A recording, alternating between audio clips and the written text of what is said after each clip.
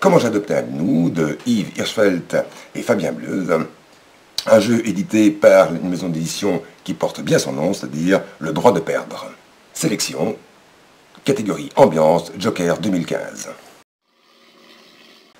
Dans ce jeu d'expression, nous avons 2 dés à chiffres, 6 dés de couleurs différentes que nous mettons de la plus claire à la plus foncée, et un dé de contre qui est noir. Sur chacune des faces des dés, il est écrit certains mots, expressions, etc.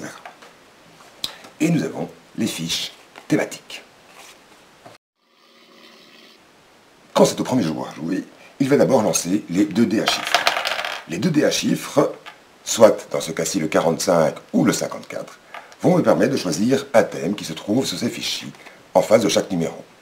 Si je prends le 45, le thème 45 c'est « J'ai lu un livre qu'il ne fallait pas lire », c'est le thème de mon histoire. Je vais devoir commencer à raconter une histoire en prenant les différents dés dans cet ordre-là.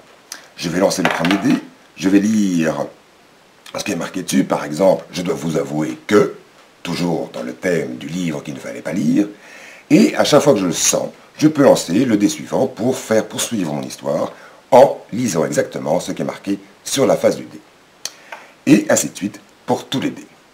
À tout moment, il y a un dé de contre que les autres joueurs peuvent utiliser pendant que je raconte mon histoire pour m'interrompre et reprendre mon histoire en lisant, disant ce qui est marqué sur le dé.